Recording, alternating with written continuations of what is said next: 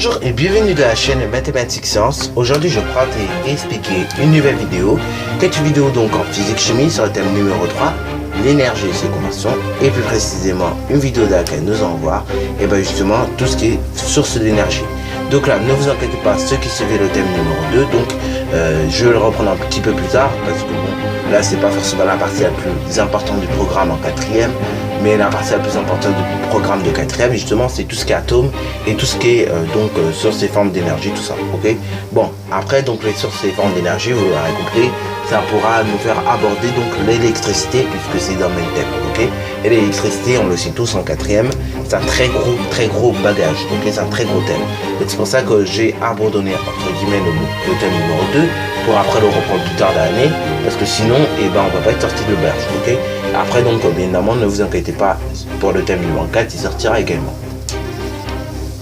Donc, voilà, donc ça c'était la petite annonce que j'avais à vous faire, donc sur les thèmes de physique-chimie.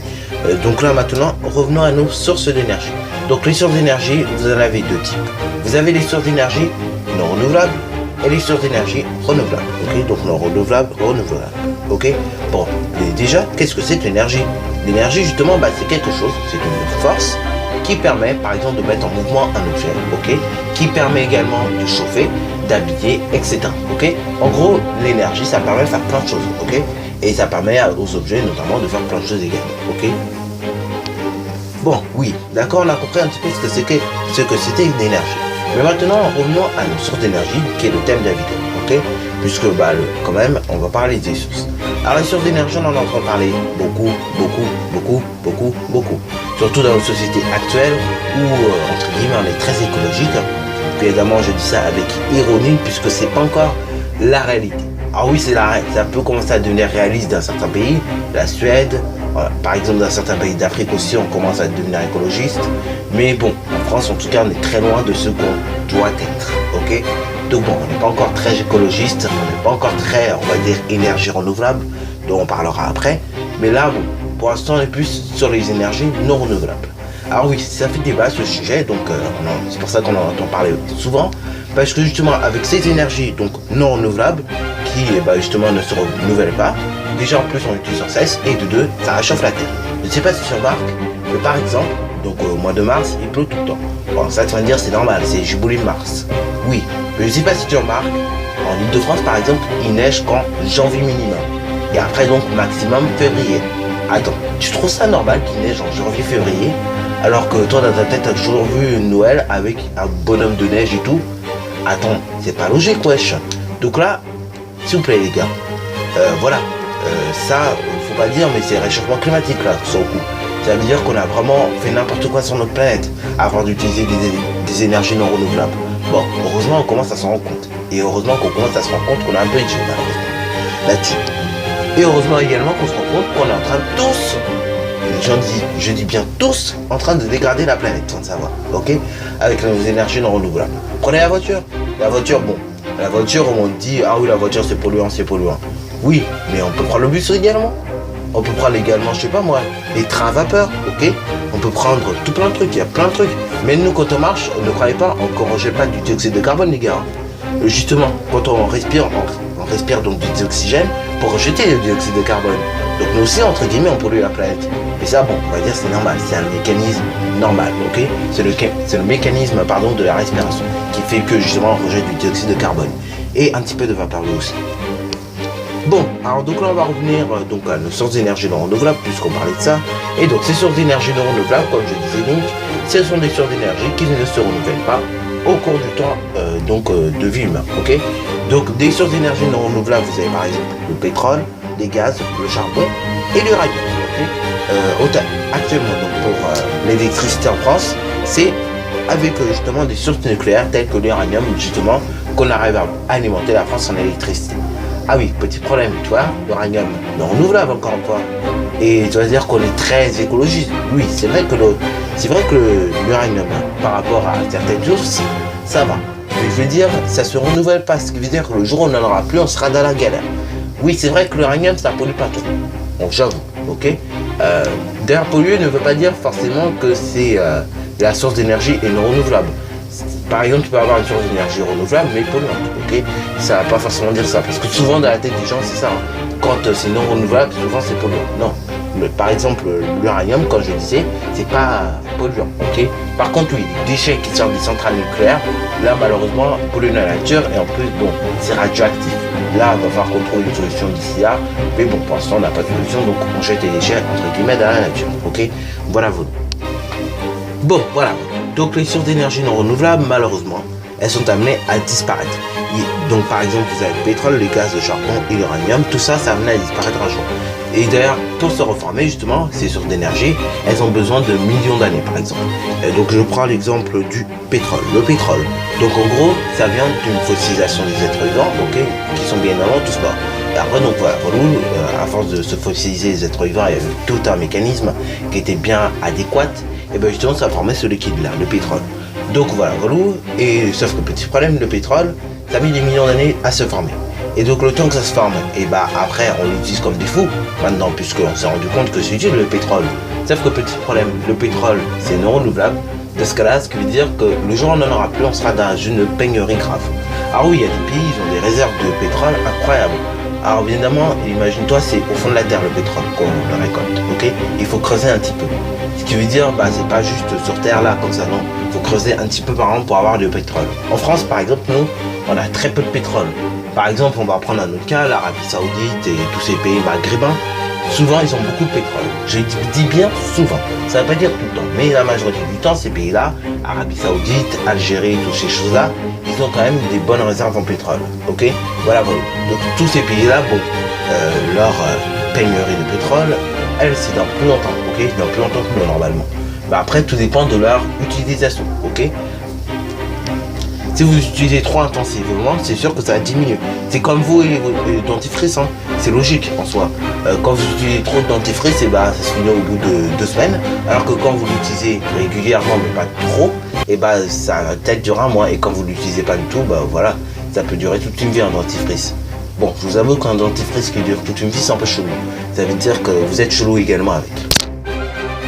Ou ça veut dire vraiment le dentifrice, nous n'avons plus, mais bon, voilà. Ça, ce sera un autre sujet. Donc voilà, les sources d'énergie non renouvelables, on a dit c'est pas des sources d'énergie qui se renouvellent assez vite dans le temps, c'est un peu le problème justement.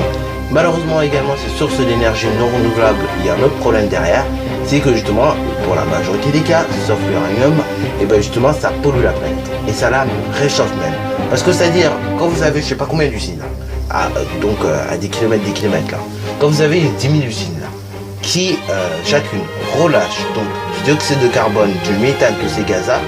Tous ces gaz-là, vous savez, dioxyde de carbone, méthane, tous ces trucs-là, c'est des gaz à effet de serre, ok, les GES, ok, gaz à effet de serre. C'est des gaz en gros qui vont, si vous voulez, justement, encore augmenter la température, ok, c'est pour ça qu'on se plaint, ah ouais, la température augmente, ah ouais, plus de degrés en 2100, bon, ça veut dire que toi tu t'en fiches qu'il fasse plus de degrés, sauf que conséquence, s'il fait plus chaud sur Terre, dans ce cas-là, les orages vont être encore plus violents, ok? Regarde dans l'est de la France déjà, l'été quand il fait hyper chaud. Après, qu'est-ce qui arrive au mois d'août, fin août? Ils ont des orages à bombarder, hein.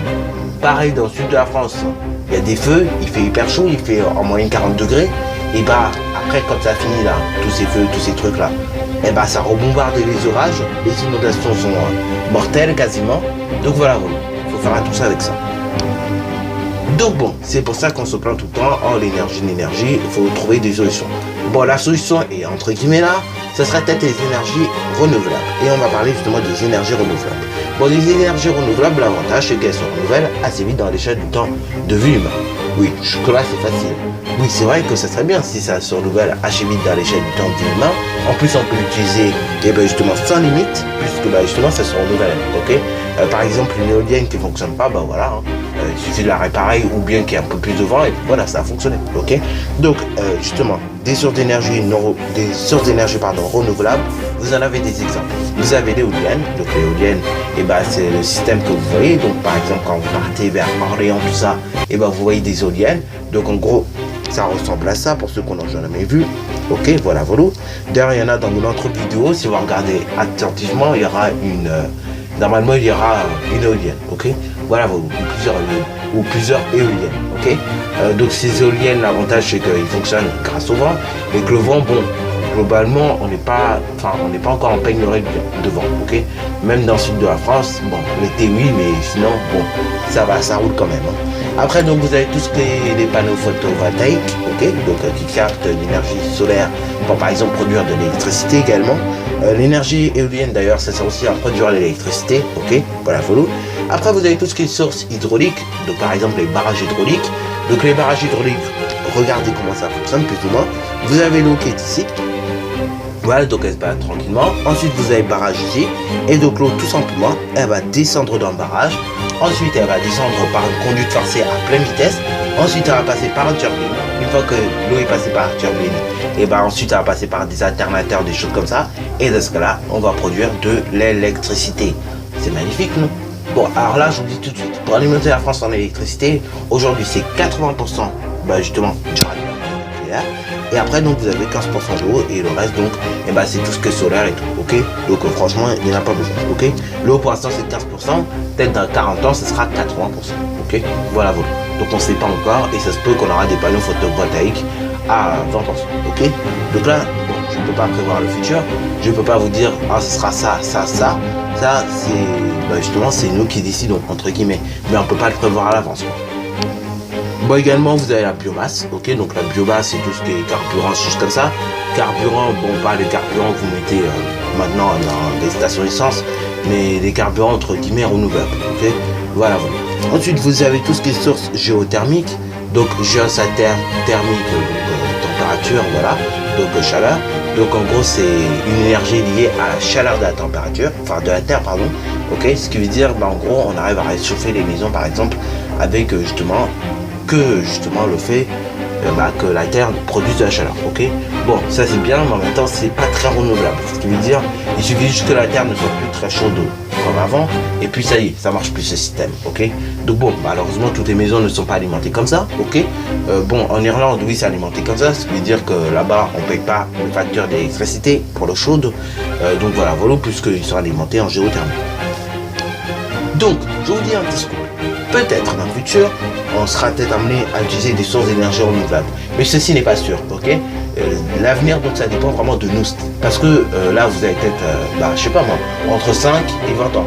Et bien justement, dans 20 ans, et c'est nous qui allons diriger le monde, entre guillemets, ok. Ce qui veut dire que les énergies et tout, ce sera nous qui prendrons les décisions. Donc, s'il vous plaît, demain, c'est le futur, ok. Donc, bon, voilà, le mieux, c'est prendre les sources d'énergie renouvelables. Sauf que le problème, les sources d'énergie renouvelables, il faut les améliorer, ok. Donc on n'est pas encore, on va dire, en panne, ok. Il suffit juste d'améliorer, donc voilà, essayez d'améliorer au maximum les sources d'énergie renouvelables. Si vous avez des ambitions là-dessus, et surtout, encouragez-vous à continuer, ok. N'abandonnez pas, ok, parce que franchement, nos planètes, c'est nous tous, ok. C'est les 7 milliards, d'habitants, ok, qui justement verront leur planète s'autodétruire ou bien qui verront leur planète vivre correctement, ok. Bon, alors je dis s'autodétruire, évidemment c'est trop, mais c'est vrai. Donc bon, s'il vous plaît, on protège notre planète, quoi. Donc bon, je sais, il y aura des continents, la température va quand même tout de même augmenter, ok. La température est amenée à augmenter, mais bon, il faut quand même faire les bons gestes, justement, qui peuvent, entre guillemets, ramener la température correctement. Et donc, pas la ramener trop haute. Parce que conséquence, si la température monte trop haute, et le problème, les océans, s'ils vont monter puisque la glace va fondre, vu que la température aura augmenté. Si les océans augmentent, dans ce cas-là, certaines îles seront inondées d'eau. Ce qui veut dire qu'il y aura encore plus d'habitants sur une surface plus concentrée. Et ce qui veut dire que vous voyez, ça va pas le faire, ok. Donc là, bon, évidemment, le futur c'est nous. Il faut qu'on fasse attention à notre consommation d'énergie, ok. Et voilà, sur ce, la vidéo s'arrête là. Donc, ce qu'il faut retenir, c'est qu'il y a deux sortes d'énergie, les renouvelables et les non renouvelables, ok. Tout ce qui est source d'énergie renouvelable, je vous conseille d'utiliser ça, mais je vous avoue qu'on n'en connaît pas beaucoup, ok, d'énergie renouvelable de la vie de tous les jours. Donc, ce sont des sources d'énergie qui se renouvellent à l'échelle du temps de vie humaine, ok, les énergies renouvelables, tandis que les énergies non renouvelables, ce sont des sources d'énergie qui ne se renouvellent pas à l'échelle du temps de vie humaine. C'est pour ça qu'on va essayer de plus utiliser trop, ok. Surtout qu'en plus, ces énergies-là, pour la plupart, augmentent la température de la Terre, ok. Et donc souvent, c'est pollué. c'est polluant, pardon, ok? Sauf pour le nucléaire, tout ça, ok? Sur ce donc, la vidéo s'arrête là. Si elle t'a plu, n'hésite surtout pas à liker, à commenter, et bonne réussite à toi en mathématiques et en sciences.